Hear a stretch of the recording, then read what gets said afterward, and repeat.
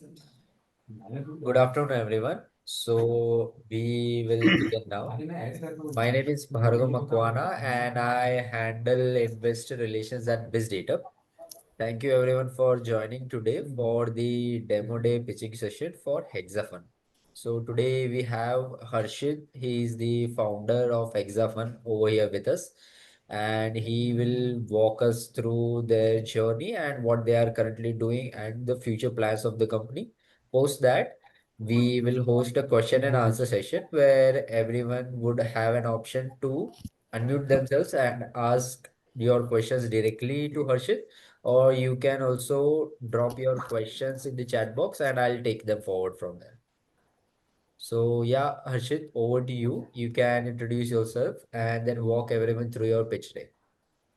Great, great. Thanks, Bhargav. Thank you. And thank you for this opportunity. Hi, everyone. My name is Harshit Singhal.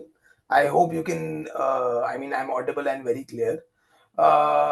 If in case at any point you want to stop me, anything you've not understood, any queries, please feel free. We can make it as interactive as we want. I will try and quickly try and take you through who we introduce me and my co-founder about the business, its inception, and how we are scaling it ahead. Right, so I'll begin now. Hexafun is all about reimagining your everyday lifestyle accessories. We are not talking about mainstream fashion. We are not talking about any kind of new products, but it's your everyday daily lifestyle accessories which are being reimagined. But before we take you into that, a quick introduction about ourselves. So we are two founders in the business. My co-founder Manali Sangvi, she comes with about 13 years of experience in advertising, branding, design, and marketing.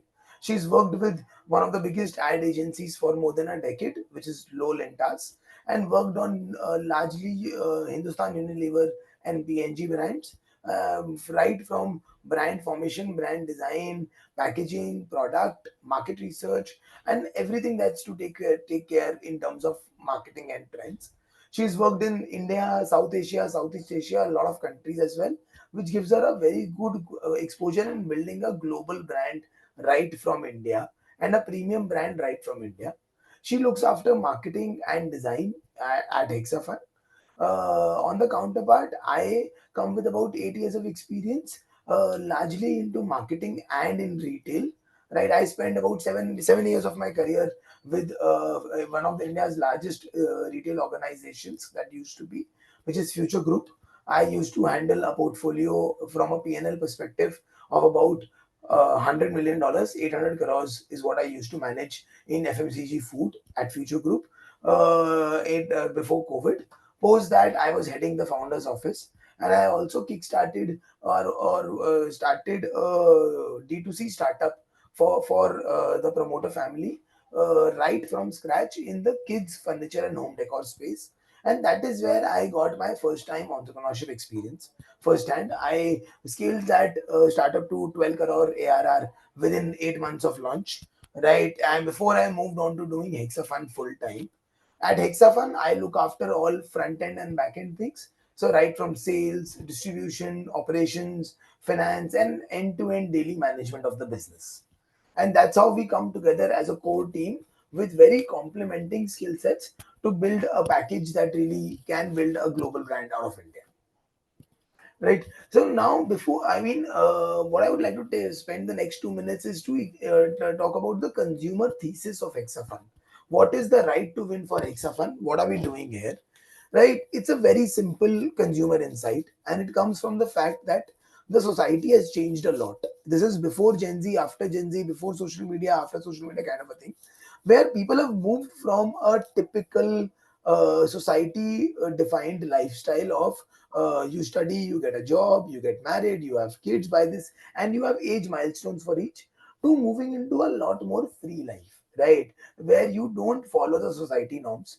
Your hobbies are becoming jobs. People are becoming influencers is the biggest example of taking up hobbies as jobs, right? You are living for today, living for spending for today, and living in today. And I think the biggest change that has happened is earlier society used to reward you for fitting into the societal norms. Today, it is recognizing and rewarding you for standing out. people who stand out are the people who are making a mark, versus earlier where people used to fit into the herd mentality. And I think when you look at standing out, social media is giving you a platform to stand out. With the amount of photos that are being shared every day, amount of content being shared, people are constantly showing off what they are doing, where they are doing, their everyday, every moment look, which is making them stand out. So when you want to stand out and you are constantly trying to show off or kind of showcase your every moment, look and activity, it also leads to reimagined lifestyle choices. Because you want to stand out, you don't want to do what everyone else is doing. So you start choosing lifestyle things that are different, and which has led to this massive rise in focus on non-apparel categories also, because fashion has moved away, and it's not just restricted to apparel or the larger canvas items. It has moved to everything and anything that I carry with me, which may gives me the consumer wanting newer avenues. Right, for example, girls are now everyone is now coloring their hair pink, purple, green, and not just black and brown. Boys are talking about skincare. Skincare in boys has become such a big thing. Girls are wearing wedding sneakers on their wedding instead of heels. Bankers are wearing colorful socks, because right, while my every full attire could be formal, but it is the socks that defines my personality, that there is something that stands out. And keeping all this in mind, you would have seen categories like luggage have become so designer. Mokobara is the biggest example. Categories like shoes, which used to be utility driven. I will have one leather shoe, I'll have one formal, one sports, one slippers, has moved to a whole design category, which is where the whole ecosystem is shaping up. And we present to you Hexafun. Hexafun is about manga products for the win. You see the kind of imagery, if you see here, the kind of brand, the kind of prints, the kind of look we are trying to building. We are not trying to build a socks or handkerchief brand. We are building a lifestyle brand. You must have heard of a brand called Urban Monkey. Urban Monkey started with caps. What they build is a lifestyle, that whole gully, street, under street culture, the rapping culture. Right? We are trying to build a lifestyle here. It's not just about a brand. Soul Store is one of the biggest examples of that. Right. Our aim is to build India's funkiest brand for lifestyle accessories. We are very specific on what we want to do, yet very open, because we are trying to build a lifestyle brand. Our products are 97% fashionable, 3% sassy, and 100% sustainable. Everything that goes into our product, the yarn, the fabric, is all organically sourced or bamboo made. So it is not just a funky looking product, it is also a very solid product that is better than what you are buying today in the market. For you to come back again and shop from us and find identify Hexafun as a brand. Our current portfolio is largely handkerchiefs, socks, and gifting. Gifting is nothing but thematic gift boxes with handkerchiefs and socks in it. Right? We currently our 80% sales comes from hankies and socks, and 20 and about 20% from gifting, and so some smaller new categories that we keep trying. Right? For example, shoe bags is one of the categories we tried. The logic of doing that was, to today you have 20 pairs of shoes, you travel so much, you go to the gym, you play sports, your personality is so quirky, vibrant, fun, but you're carrying your shoes, cool shoes, into that plastic ka thela, right, which doesn't go with it. And hence we realize that there is a product that is already being used. Can we replace it with something that you might want to buy, because it is more new age, more modern, and more unconventional, right? And hence the colorful shoe bag. Same logic went for hanky, same logic went for socks, and that is where our portfolio got built. Right? That's the portfolio till now. I mean, that's how the brand and the portfolio is. A quick sneak peek on what we've been doing. Right? We started the first 2 years. We were running it as a side hustle along with our jobs. Very limited, only handkerchiefs. Very limited play. If last to last financial year is when we got into it, got into socks and added more, and we've been growing every year. Last financial year we closed at 6 crores. Right, this is where we put in, we came out of our jobs, did it full time, gave a very serious effort, and got this to it. And today, I mean, we are already at a 12 crore ARR. We are looking at closing this year at about 18 CR. Right, those are kind of growth we've achieved. while cutting down massive losses and reaching very close to EBITDA positivity is the journey that I'm going to talk about. But that's been the journey, like, right, like I've shown here from November 57 lakhs to June 80 lakhs, and now it's August we closed at 97 lakhs. September we are looking at doing 1.1 crores, even though September is a leaner month even then. And by November this year we'll be at a 1.5 crores, which is a 3x growth from last year November, right? In this journey, we have sold more than a million pieces already. We have sold 6 lakh hankies. We have sold now close to 5 lakh socks. We have also sold 1 lakh of other products like shoe bags or organizers. The few good things we identified in this business for us: 60% of our customers purchase multiple categories. So today, when we sell you on a D2C website, or we come to you in a physical store, you will come inside the store by looking at socks, but you will end up buying two categories or three categories, which makes it like a full-fledged good purchase bill value for you for your retail to succeed. We have our design is our main USP. Completely everything in house, full stack design team. Nothing is outsourced, which gives us edge over competitors. We have 300 unique designs and styles, and this is our biggest right to win, because the moment you take something and make it into a fashion product, people in India typically want or dikhao. They are not happy with 5, 6, 10 designs. A jockey is doing socks, but socks is not a core category for jockey. Jockey, if even if they decide to move into colorful socks, they will move to 6 or 12 colors. When the consumer starts looking at you as something that they can match their dress or attire or outfit with, they are not happy with 4, 12. They want more. And that is what we do in house, right? And all of this we have achieved with zero dead inventory. We've never ran a liquidation sale. We've never sold anything in bulk as liquidation. I'll tell you why. Because what we did in the sourcing model was, we did not go the typical way of going to a manufacturer and saying that, oh, I want to make handkerchiefs. What is the MOQ? Because then we would have gotten stuck on per design, per size MOQ, which would run into 500 or 1000.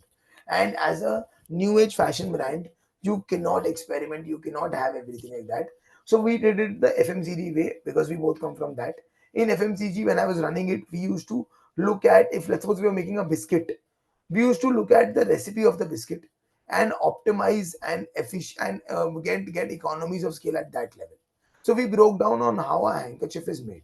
We said, let's go and buy the fabric ourselves from a mill.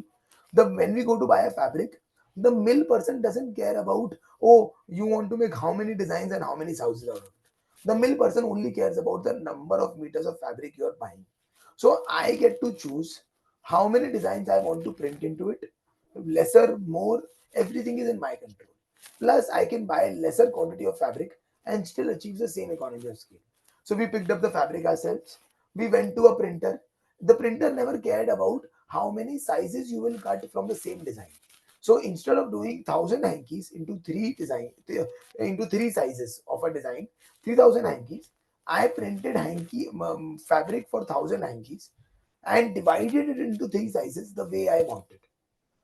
Right. Similarly, the stitching vendor only cares about the total number of pieces they have to stitch. They don't care about how many sizes, how many designs. That is the economies of scale they get. Which means that if I, in my supply chain, the stitching part comes 7 days before, and if I have printed a hanky design for 1,000 meters or 100 meters, at the seventh day, T minus 7, I can decide how many sizes to cut, which means I can look at my current inventory 7 days before and decide, which gives me this whole zero dead inventory claim, right? And makes us that solid. Plus, we are able to do 3 rounds of QC, because we are not going to one person. We are with three different individuals who give us QC report that, oh, the fabric received is not good, the printed fabric received is not good, or the stitched fabric, stitched hanky when it goes to a warehouse is not as per mark. So this is the ecosystem we have built, which no one has built in India. People are still making socks or hankies by going to a manufacturer who does end-to-end everything. And this is where we will win, because if I have to launch a design today, I can launch it in less than 15 days, which no one in the country can do, because We have machines blocked. We have our own yarn sourced already. All we need, and we have designed in house, so we can do literally everything overnight, and that's the speed we operate at, right? Which has taken us to a 10 crore ARR. Now it is 12 crore, but I mean, if you take last 6 month average, it is a 10 crore ARR, 70% gross margin, 25% CM2 now. We are at a negative 5% EBITDA loss. This used to be much higher until last year. What we did was took a lot of measures, lot of cleanups, lot of optimizations, and we've been now, and I mean, at a 1 crore monthly run rate, we are at a negative 5 lakhs loss, which we are looking at making into EBITDA positive by October or November this year. It has taken a lot of efforts, but we've been very stable there and reached there. And a large part of it goes into the channel mix that we created. We were heavily dependent on our D2C website and Meta and Google. We said that we want to change that. I brought in my retail learnings and e-commerce learnings, and I got those in, and we made a very healthy channel mix. So from 70% dependence on Meta Google, we moved to a 30-20 to 30% D2C website, another 50% from marketplaces, and 30% from domestic retail.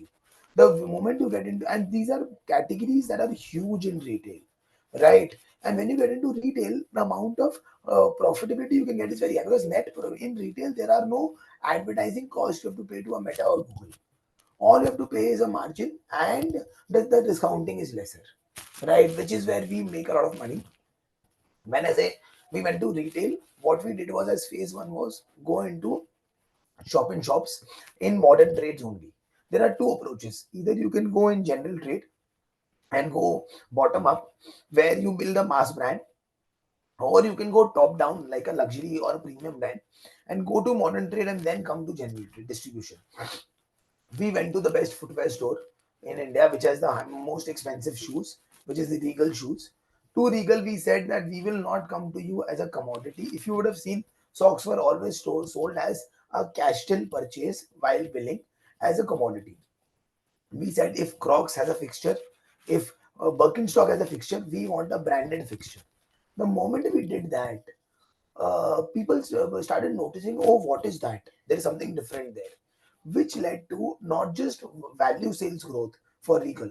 We sold 60% more volume than what they were selling at a price point that was 30% higher than what they were selling.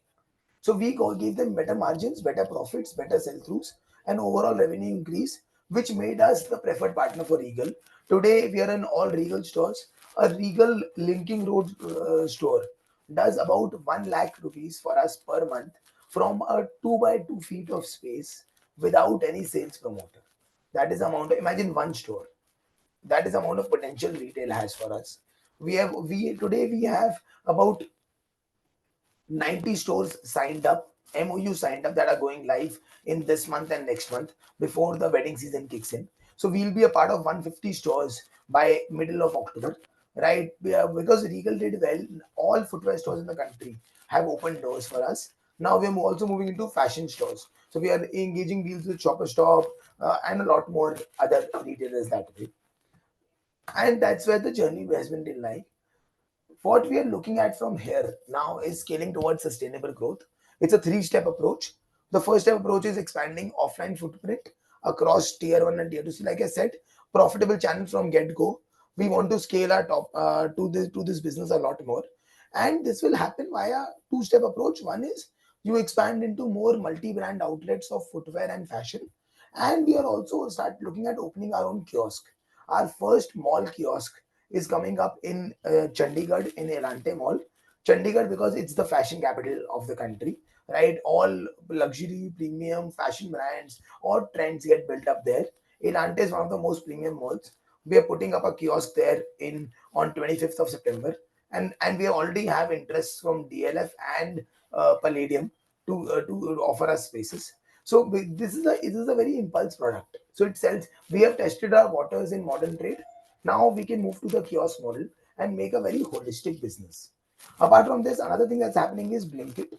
We started our Blinkit pilot 1.5, 2 months back roughly, showing very good results, even without running any ads, being only in 2 cities and doing only 3 SKUs. We've been doing 3.5 lakhs of sales per month without any marketing support or even ad support. So Blinkit is going to shape up into a very big channel for us. So quick commerce, retail, both are building up very well. Second is obviously add a few more products over time to increase the AOV and top line and the LTV of the customer. And third is then move into the global accessories market, but this is 3-4 years or 5 years down the line, right? Global accessories market is huge. Socks and hankies globally is 25 billion dollars, not million, $1 billion, and that is the potential it only has in two categories. So in India, we're looking at a TAM of 1,25,000 crores. This is outside of jewelry and watches. We are looking at deep diving in hankies and socks. We're also adding pouches and organizers, caps and hats. Again, because if you open your own kiosk, you do shop in shops in modern trades, this helps you in increasing your AOV, right? But this is again over the next 5 years into build into a larger brand. We are, like I said, we are looking at doing a 20 crore including GST revenue. So roughly about 18 crores is what we'll clock in this year net of GST. We are looking at scaling this into a 250 to 300 crore brand in the next 4 to 5 years, right? With very we are looking at expanding into 1,000 store SIS kind of a footprint with 75 kiosks in the next 5 years. So this is the larger time plan that way. In within 2 years, we are looking at hitting a 45 to 50 crore revenue mark, which gives us a valuation of roughly about 170 to 180 crores, growing everyone's equity a lot more. Today in this round, okay, but till now we have not raised any institutional capital. We only raised friends and family money over very small bits and pieces of rounds of 30 lakhs, 30 lakhs, 20 lakhs from the same set of people because they saw us growing. In April this year, we signed our first institutional investor for this round, which is Prajay Advisors, which committed a 4.5 crore investment. They were signed up in January. The due diligence went on for 3 months. We got done by April end, and that's where the first tranche came in. This came in at a 18.3 crore pre-money. This was at the time when we were at a run rate of 6 crore ARR, right? However, we had kept a provision open for 1 crore, now extended to 2 crores in that round, which we are offering or pitching to you guys, to BizData and the investor community today, right? We are at a 10 to 10 crore plus ARR. However, the round will still happen at 18.3 crore pre-money, which makes it even more lucrative because it's at a much better multiple for the money to come in at this. Out of the 4.5 crores from Prajay and 20 lakhs from one of our existing friend investor, 2.5 crores has already come in, right? This came in May, and we've been able to use that money in the right way to grow till now.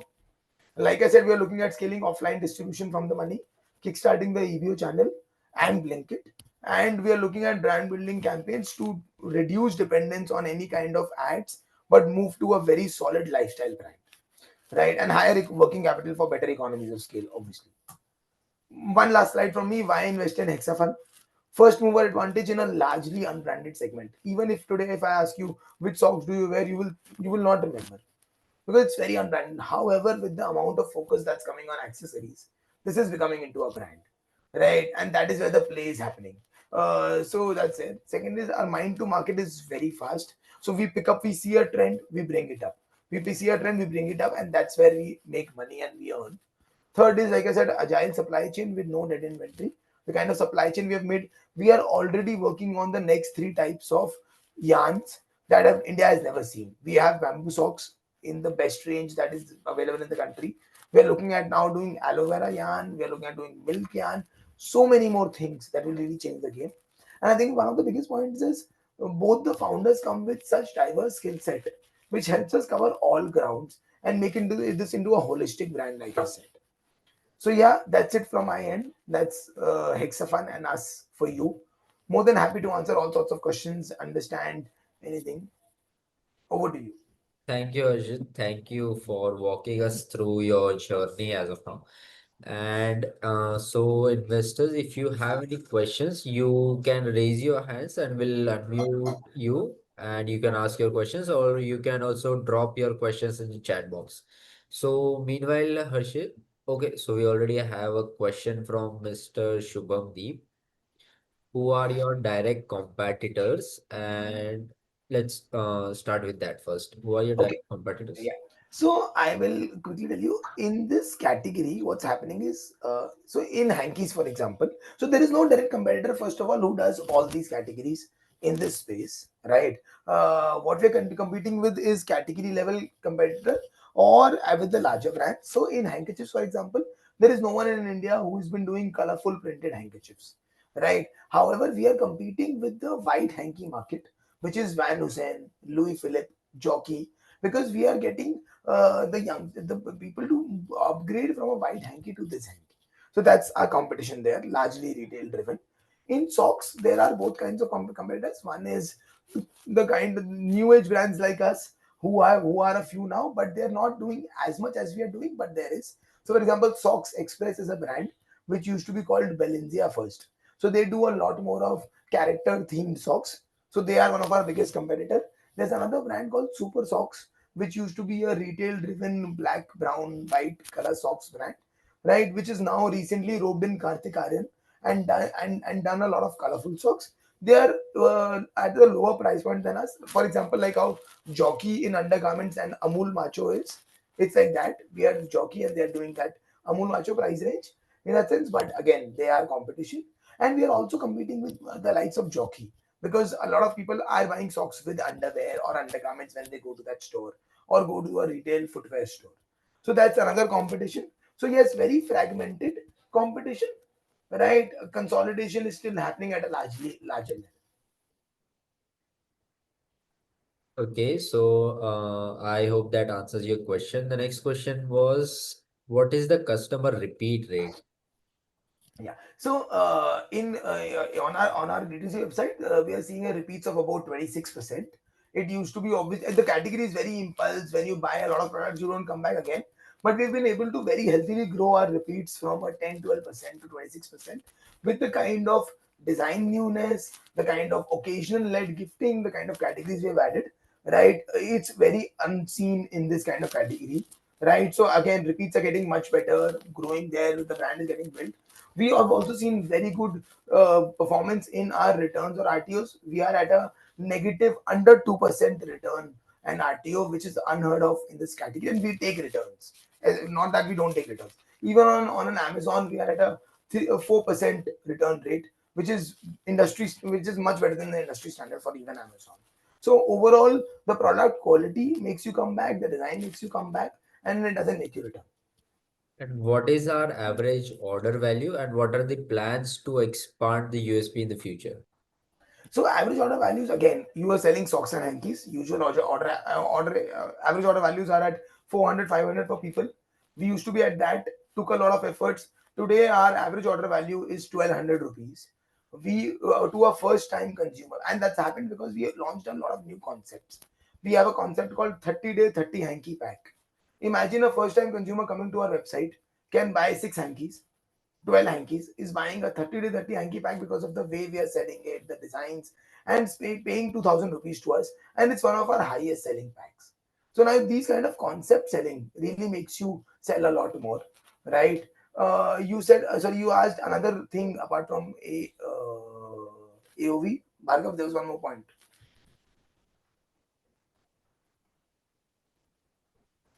Bhargav? Hello?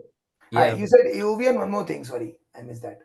yeah. So the other point was, what are the plans to expand our USP in the future? The USP?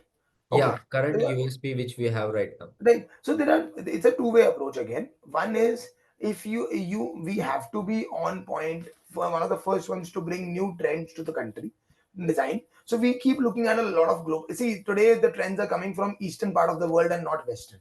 Korea, Japan, China, and everything. So pick up a lot of trends from there. Bring because if you are not bringing freshness and newness to market, this consumer will not stay with you, right? You have to become the brand for that. That's one. Second is we are spending a lot of time, effort, and money in developing yarns and products that will really stand out and make you go away. Stay with us. Like I said, we are already doing the widest range in bamboo socks. Bamboo is naturally odor resistant. Bamboo is antibacterial, antifungal, which is huge for this. Bamboo absorbs sweat. We are already working on aloe vera yarn. We are already working on milk yarn. Imagine a socks that is fragrant or socks that is moisturizing as a natural property, right? So we are already staying two steps ahead of the curve to maintain our USPs. That And so we have a question from Mr. Amit Doshi. So he's asking that our losses have also increased in the past 2, 3 years, I believe. no, not at all. Rather, it's been the other way around. Yes, they increased for the first 3 years, right? Okay. However, last year, actually not increased as a percentage, it reduced also. So I'll give you a sense. 2 years back, we did 3.25 crores of revenue at a loss of 2.1 crores. Last year we did six, which is almost at about 70% or 60%. Right. Last year we did 6 crores of revenue at a net loss of 2.4 crores. So curtail it down to 40%. But however, even within last year, our last quarter, our last 6 months, first 6 months and second months, in the first 6 months, we did a revenue of about 2.5 crores at a loss of 1.8 crores because we were too dependent on Meta. In the last 6 months of last financial year, we did almost about 3.5 crores at a loss of 60 lakhs only. That's how we changed the game. In this financial year, we have already done. I mean, by till September, we would have done about 6.5 crores, and this is all come at a net loss of 80 lakhs only. So practically next year, and we are looking at EBITDA break even from October or November. So this year we'll close at about 17 or 18 crores, and this will be at a loss that is lesser than in absolute value, also lesser than last year's loss. So it's been a huge change in cutting down losses. We are now rather much better on the profitability front. That's great. So I hope that answers your questions, Mr. Amit. So the next question we have from Mr. Samarth. What is the split in sales across socks and hankies as of now?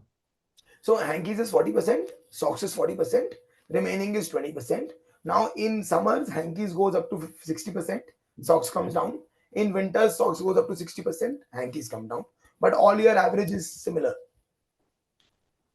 And all we have is B2C as of now, or are we doing any B2B segment as well? So we do largely B2C. B2B we do when we get bulk orders for other channel partners, or like for example we started doing B2B about 5 6 months back only, not much. So like we do two types of B2B. One is we design and white label for fashion brands who want store, but we obviously put our brand name and made exclusively for this brand by Hexafun kind of a thing. So there is apparel brand called Cambridge Apparels, Cambridge Menswear across Maharashtra. So they wanted to do socks, right? And they want to do in their brand. So we designed and got them manufactured for them. So that's the kind of B2B we do, or we do it for other brands. For example, Mastercard did an event where they wanted 1,000 pairs of socks to be designed exclusively for them in their theme. So we did it, which was again co-branded range from Mastercard by Hexafun. So these are the kind of B2B things we keep doing because it also adds to the brand and takes the brand places, but largely B2C focused in that sense. So while we are at it, so I also had a question. Currently, what are our split between offline and online revenue? Yeah, so 70%. So it used to be almost negligible 6 months back. Today we are at a 70% online and 30% offline. This 70. financial year we will somewhere be at a 60/40 ratio, and by next financial year we are looking at moving to a 50/50 ratio because offline is far more profitable, right? And Yeah, that gives was them. my next question. What are our margins in the offline segment and the online segment? See, And how offline is much very simple. spend do we Offline, have to do for the correct. customer? Offline doesn't work on a lot of discounting. So luckily your our gross margins in offline are much higher. Right. Okay. We give out about 40% is the industry standard margin that goes to the retailer. Right. 25% is our COGS in offline from a selling price point of view. So what we retain, and about 5% in logistics. So what we retain is a 30% net profit. Right. Even if we take out the fixed costs and everything, it is still much more profitable than anyone else or any other channel and it has the largest market size also. Understood. And so what is our current customer acquisition cost against the LTV? So okay, I can give it to you at a blended level and D2C level because we are doing a lot of channels. At a Yes. D2C level, we are at a average order value of 1,200, and our CAC is at about 450 rupees. and at a blended level, our average order value, because retail is again smaller pack sizes, would come somewhere around 700 rupees, and our CAC would be at about a 160 170 rupees kind of thing, because the ROIs are much higher when you take at a blended level. Understood. Yeah, thanks, Harshit. So we have another question from Mr. Pankaj. What are the products in the gifting segment? And so we also have follow-up question from Shubham Ji, where he's asking, are you into corporate giftings also? Okay. So I will firstly in within gifting, we are doing gift boxes made filled with hankies or socks, or hankies or socks mix. Right. It is not anything else, but the gift boxes and the products inside are also thematic. For example, we do a Christmas gift box, Okay. which does really wonders. We sold 30,000 units last year only in December, only of a gift box, which has Christmas themed design and Christmas themed socks. Similarly, so we have a tin box range, tin boxes, where we do concepts like 30 day 30 hanky, 7 day 7 socks kind of concepts, which do really well. Again, that's gifting. Second is corporate gifting. We have not done a lot of corporate gifting yet. I mean, from a push point of view, we get a lot of orders during Diwali, during when the companies have their annual general meetings, like Mastercard was doing their AGM. So we got that request where we made a gift box with socks inside. So we get that, but these are largely right now a lot more of demand driven and not push, because we've also been focusing on certain channels and not all channels at once, right? Which is where this whole fundraise is also coming in, because once you have capital, you can get people who are specialists or partners or specialists and build it out, because corporate gifting can again be very big here. So I hope that answers your question, Shubham Ji. And currently, where is our head office located? So we are our corporate office is in Bombay. We all sit out of Bombay, the entire team, everything. However, the company is registered in Delhi, because this was started while during that COVID years, and I come from Delhi. I was born and brought up in Delhi, so we registered it there. So the company is registered in Delhi. Our warehousing and operations are in Delhi, because it's very cheap. It's cheaper there in terms of cost, labor, everything. Plus, most of our range is also getting manufactured in Panipat and Greater Noida kind of range. But the Understood. entire head office team, the largely the team sits out of Bombay. We operate out of Bombay. And do we have any, in future, are we planning to focus on kids wear as a segment? Are we trying to enter that? So we've been got very keen interest on doing kids socks and hankies, and requests from across. We have done a small range, which is more of experimental right now, pilot round. We're not like going very full focus on it right now, but yes, in the within the next 6 to 8 months, we will have to get into kids socks and hankies, because again, huge segment. Hamleys approached us to do that, right? We made a small range for them, and now Hamleys is offering us 75 stores to bring in the kids range. So yes, there are plans to do kids. And in our current SKUs, which has better margins, hankies or socks? Socks has better margin. Socks is at roughly about 80%, 78 to 70, 80% gross margin. Hankies is at about 63, 64% gross margin. Understood. And as of now, currently the round which you are raising, can you walk me through the fund distribution where all the funds would be used? Yeah. So 6.7 crores is what we are raising, right? Out of which roughly about 2 crores will go into capex.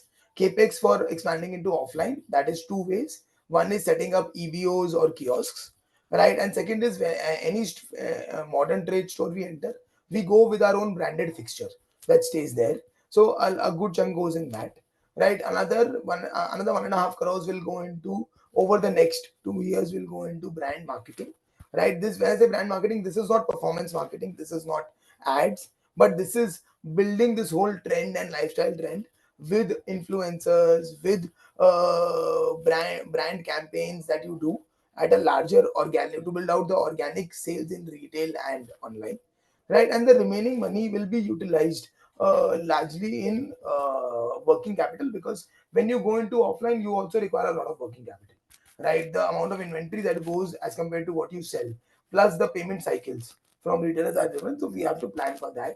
So three phased in that So sense. currently in whatever the offline stores we are present, what is Yeah. the payment cycle, credit cycle there right now?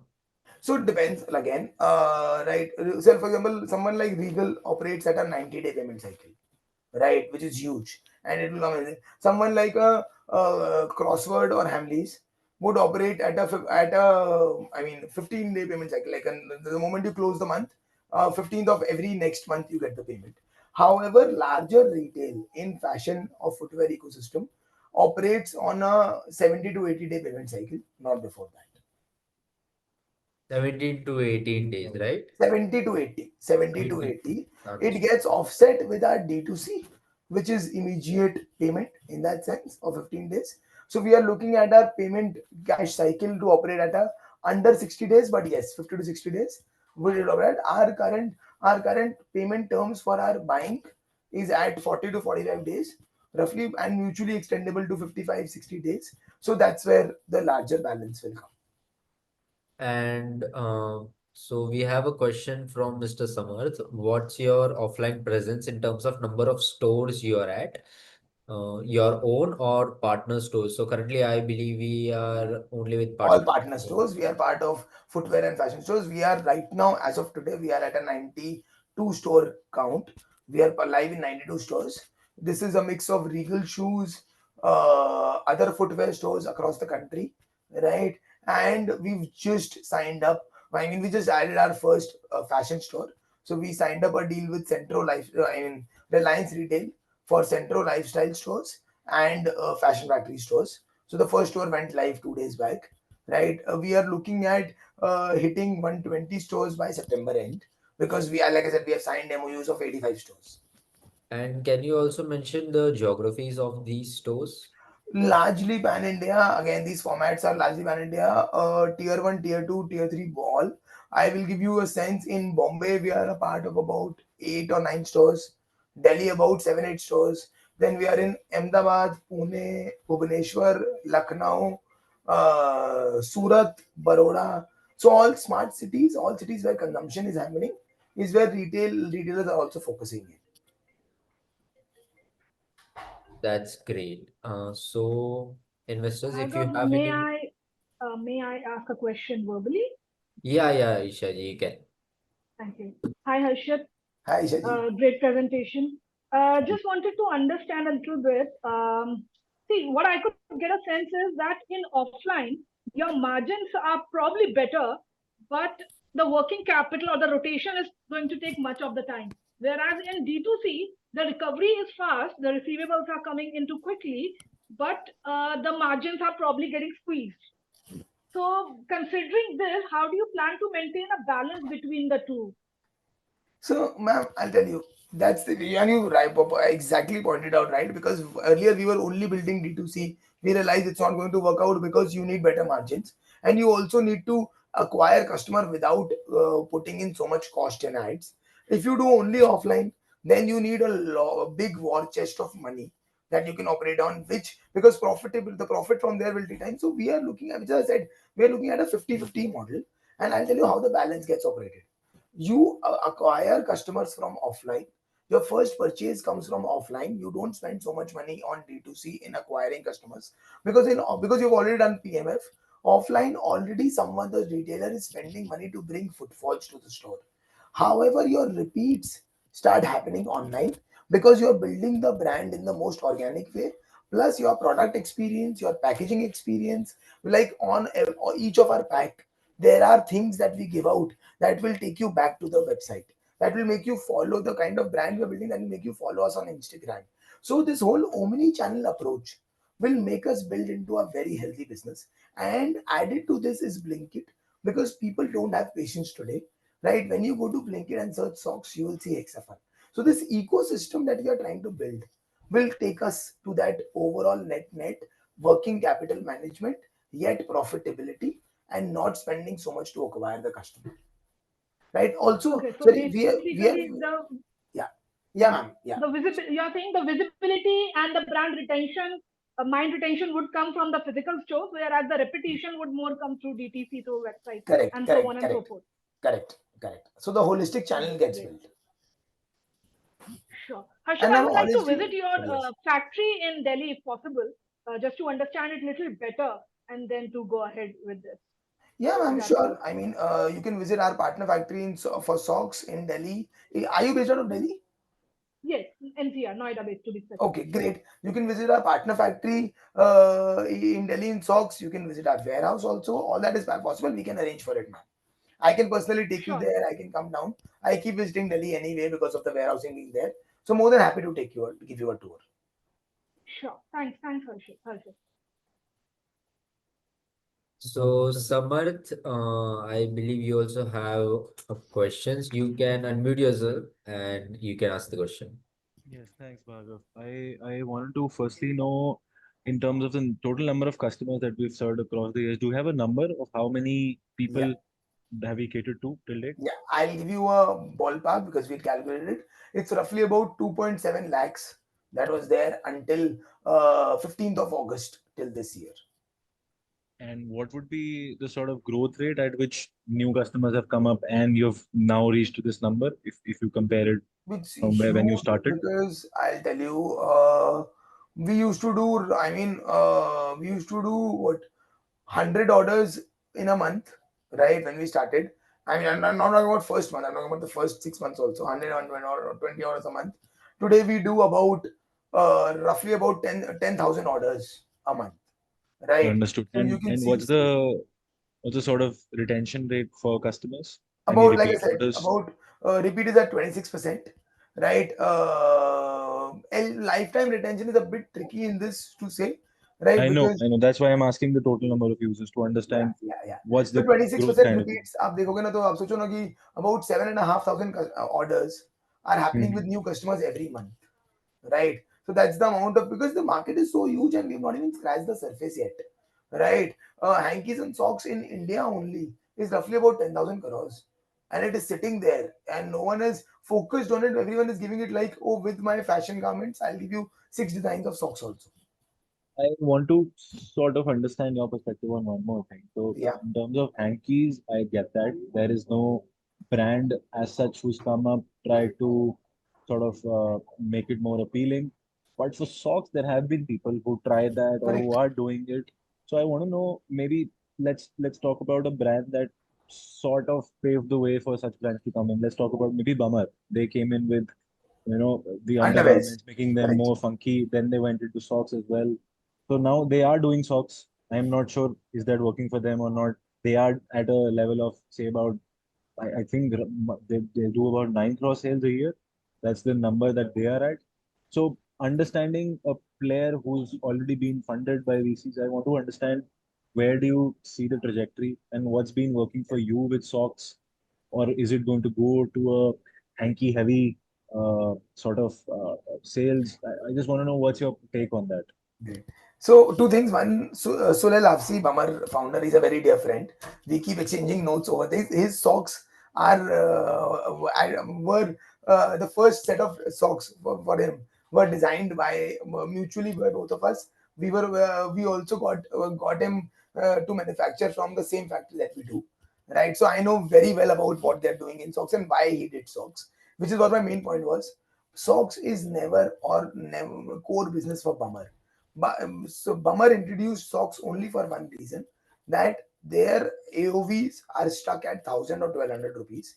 They wanted whoever is buying their underwear to add one more product for 200 rupee or 300 rupee to make it to a 1,500 AOV, which is what you, when you go to a Zara, H&M or Uniqlo, that's what they do, right? So which is why they only launched with four, I think, or six designs, and they don't intend to do 200 designs because that is not their core category, right? So they are not going to come head on competition with us, because like how in underwears today 3 colors are not enough.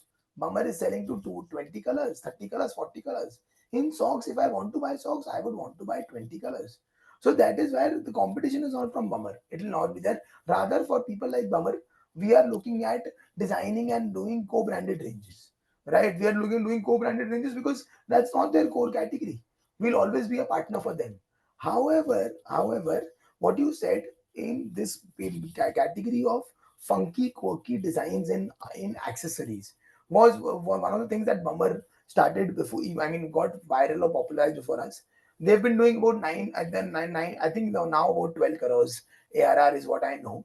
Right, growing steadily. They are also getting into offline, building this omni channel because this is the way to go for us, right? For everyone, their value has grown, their company has grown. For us, I'll tell you the bigger difference also is, right?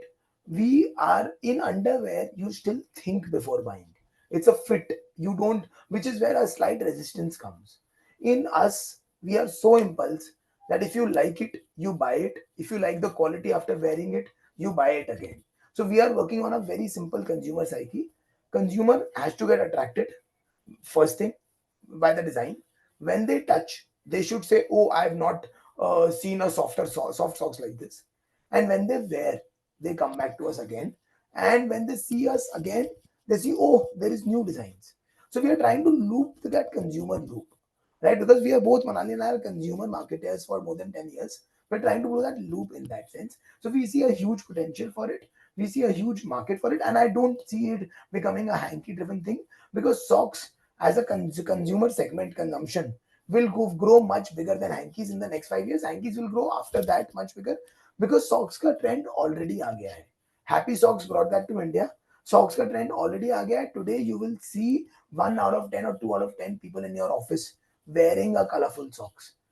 Right, so socks trend is already arriving, and we are going to be at the core of it because our product is superior. The kind of machinery we use, the kind of yarn we use, and our design language is superior. Mastercard went to 5 brands of socks who are doing funky socks. They chose us, and at our pricing of the way we wanted, because the kind of product we deliver and the kind of design we deliver. Two questions on that. One, how do you view some brands that are, when you talk about the quality of the product, bamboo socks, some other yarn that you're probably coming in with, there are brands that position themselves as premium bamboo socks, like maybe helium, sweat absorbent, and all that. Are Correct. they, do you consider them as competition, or your plays more based on the design and not on the quality? That's one. And first answer that, I'll get to the second one later. Okay. Obviously, sir, anyone who's selling socks is competition, because tomorrow Helium does sports socks largely. Their focus is a large lay on sports socks. We don't do sports socks yet. We are getting into it. So Helium is not a competition, direct competition, because in your wardrobe you will have sports socks and you will have regular socks. However, it is obviously we're still taking from the same pie. And Helium does bamboo socks. Yes, that's the only other player that does bamboo in a large play. However, Helium only does bamboo in solid colors, only in sports. We do bamboo in everything we do. Your office socks, your formal socks, informal socks, party socks. That's one thing. That's how we differentiate ourselves. Second is we are also getting into sports socks. However, how we stay our edges, we always take the best socks in the town, in the country, in available, and we try and make a better product.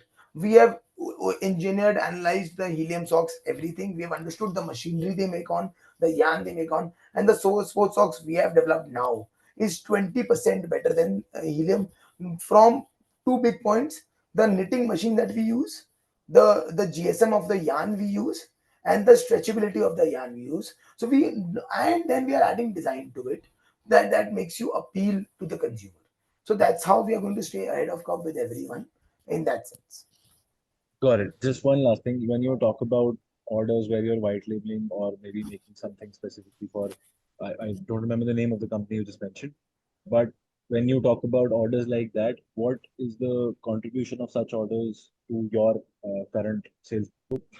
I mean, is it in the same entity? Do you register in the same books, or are you doing it somewhere else? So firstly, everything is in the same books. We don't get Okay. into two companies, three companies, all that complication, because it Mhm. just we don't we do a very clean business. We are, like I said, we are MBAs. We are doing corporate jobs. We are doing a very clean business. So no two three books. Only one book. Everything comes to Hexafun Private Limited. It either gets sold under the trademark of Hexafun, or it Mhm. gets sold as a B2B billing. First of all, we Okay. we prefer doing Hexafun co-branded range with brands, like with Mastercard, like for example, for a few D2C brands we are talking to them, we are trying to build ranges for them. However, the one of the billings we did, which was not an Hexagon brand, was Cambridge menswear. The reason why we did not do it is they wanted to sell it at a pricing where the lower mass market is sitting. which is 150 rupees or 130 rupees a pair of socks, which is not Hexafun. So I can't dilute the brand there. But I can always design and curate for them, right? As a Understood. sock I specialist want to know the I want to know the contribution. yes, contribution to Well, the very sales. minimal right now. To be fairly honest, it would be less than 5% of the monthly sale, right? However, we have, I mean, because we very recently started doing it, but we have closed a couple of orders yet, which are still in the books, not built, which are at the quantum of one order is for 45 lakhs. One order we are just closing is for about 30 lakhs. So we are looking at that in this year, the contribution might jump to a 7-8%, but right now it's very minimal. So, for example, we've been approached by two IPL teams to make socks for their merchandise. Right now, that Okay. if that happens in the next 1 month, that will give a very big quantum. Right, that will become huge. So again, things in But that pipeline. would be co-branded or Co-branded, again co-branded. We have co-branded. been very clear that we will not do. We are not here to manufacture for you. We'll do co-branded unless it doesn't come in our brand ethos. And sports, fun, cheering is all in the brand ethos. Got it. Got it. Thanks.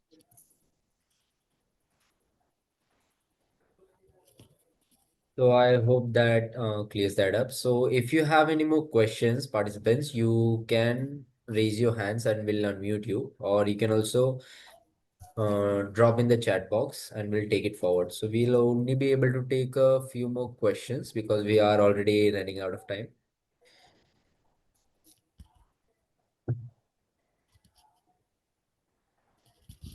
So, Harshiji, I believe we have answered all the questions as of now. So, participants, if you have any more questions, you can always reach out to us, and the investor relations team would be in contact with you for the further details of the rounds and everything. So, thank you, Harshit, once again for joining and walking us through your journey and Hexafun. And thank you, everyone, for joining us today. Thank you so much, everyone, for the opportunity. Thank you, Bhargav, for facilitating it. Looking forward to building this together. Definitely, Harshit. Thank you. Thank Thank you. you. Bye bye.